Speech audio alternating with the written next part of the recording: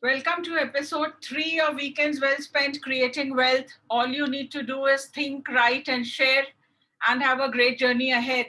This is Reena Saxena back here with the next episode. And this week, our topic is art and science of budgeting.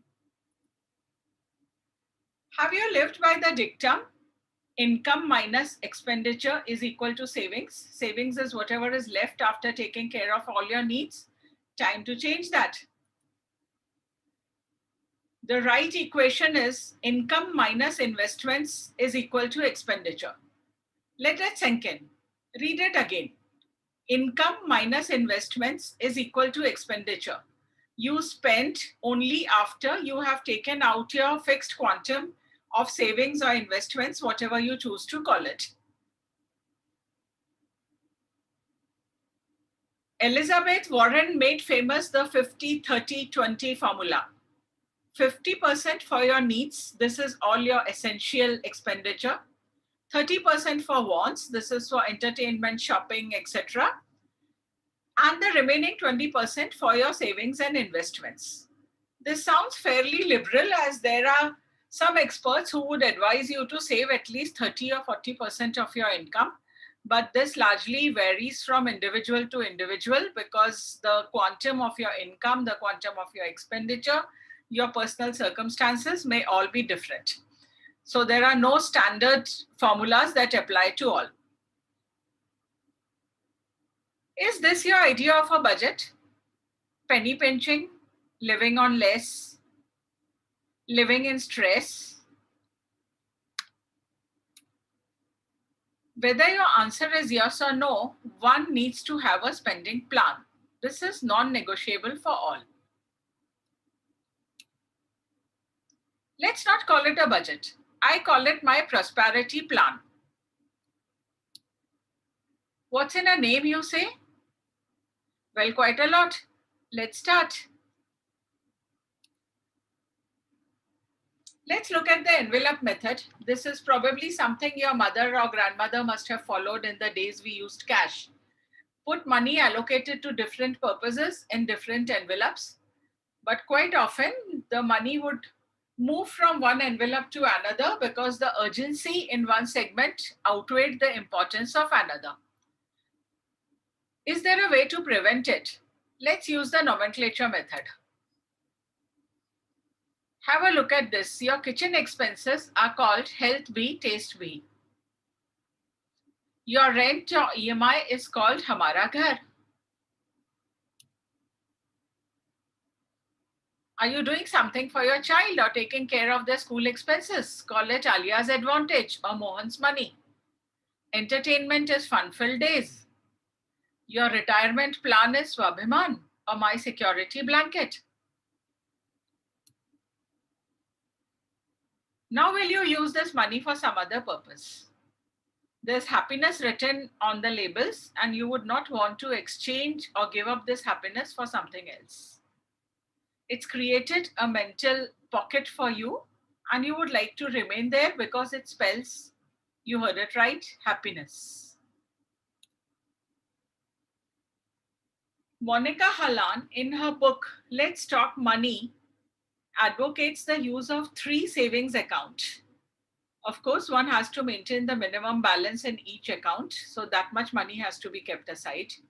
The first one obviously has to be your income account, where you receive your salary, pension, interest income, business income, or in whatever form your monthly inflow comes in. The money from this account flows in a predetermined percentage to your expenditure account and your investments account. Ideally, let this transfer be automated. You can set standing instructions in the account where the money would automatically get transferred to the other two after the receipt of your monthly quota. The second account is the expenditure account. This one should have a debit card or whatever you may link your valets and other things to this account. Ideally, the third account should not have a debit card. The image used here is that of an Indian gullak. One had to break it to pull the money out. It does not have a key.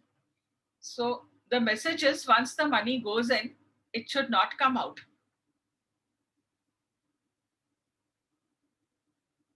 What is needed after you have set up these systems? Commitment to the plan and constant monitoring if it is working right.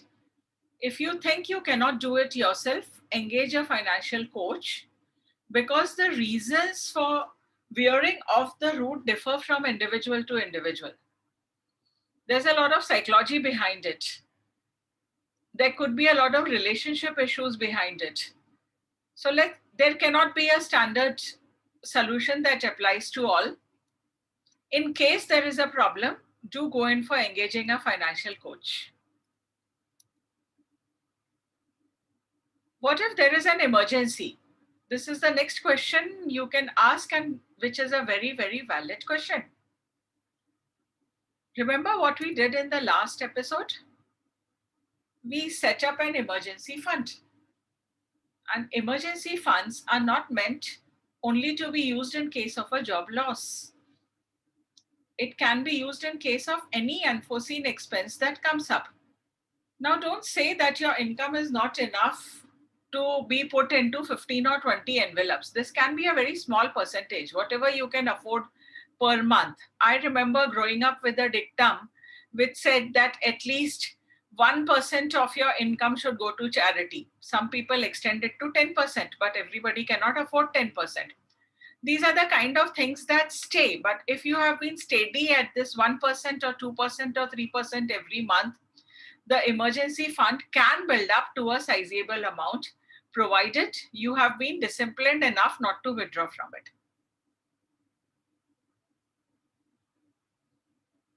The next problem: my family does not cooperate. If you remember, about a year back, there was a trending hashtag on Twitter which said, "Mummy, please, Mummy, please," or "Daddy, please." And this is a plea we often given to. There's so much of an emotional attachment behind it. There's so much of satisfaction that we derive out of giving happiness out of a child that we are willing to sacrifice our budgeting or our financial plans for it. What can be done about this? Have a discussion before planning the budget. Include your children if they are old enough to understand. Take cognizance of their needs. Explain the limitations and that one cannot have it all. If what they are asking for is more than what you can afford, let them set priorities. Tell them they can have something today, something after a certain period of time, in a few months, next week, next year, whatever it is. Let the kids know their limits and explain the need for adherence to a plan. Tell them their future hinges on the success of your plan.